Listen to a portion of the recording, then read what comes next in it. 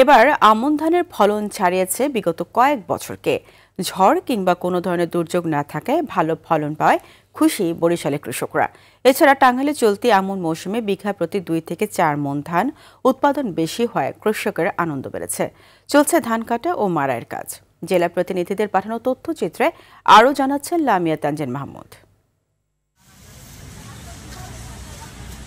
প্রাচীর ভ্যানিস খ্যাত শস্য ভাণ্ডার বরিশালে এবার বাম্পার ফলন হয়েছে আমন ধানের। একই চিত্র টাঙ্গাইল জেলার ফসলের মাঠ জুড়েও। ঠিক সময়ে বৃষ্টিপাত ও আবহাওয়া অনুকূলে থাকায় জেলাগুলোতে আমন ধানে বাম্পার ফলন হয়েছে। ধান কাটা ও মাড়াইয়ে এখন ব্যস্ত সময় পার করছেন কৃষকেরা।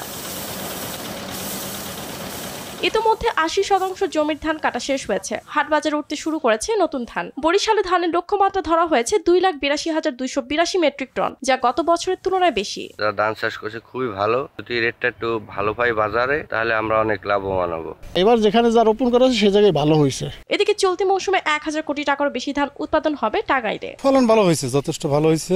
1 একর জায়গা লাগাইছে, মোটামুটি হয়তো 50 বা 55 মণ এরকম হইতে পারে। ইনশাআল্লাহ আমি অবশ্যই লাভবান হব, কারণ আমার এবার আল্লাহর রহমতে বাম্পার ফলন হয়েছে আমি বলবো আর কি। তো আপনারা সামনে দেখতে পাচ্ছেন যে ধানের শীষগুলো কত বড় বড় হয়েছে। সরকার নির্ধারিত মূল্যে কৃষকদের লোকসানের মুখে পড়তে হবে না বলে জানালেন বরিশাল ও টাঙ্গাইলের কৃষি সম্প্রসারণ অধিদপ্তরের উপপরিচালক। ধানের রোগ পোকামাকড়ের আক্রমণও সেরকম নেই, খুবই বাম্পার ফলন হয়েছে, মাঠের চেহারা খুবই ভালো। তো যে কারণে আমরা আশা করছি দামটা তারা এখন এক্সপেক্টেড লেভেলেই পাবে। 80% ধান কর্তন সম্পন্ন হয়েছে। আমাদের যে উৎপাদনের যে লক্ষ্যমাত্রা ছিল, আশা করি এটা অ্যাক্সিড করবে।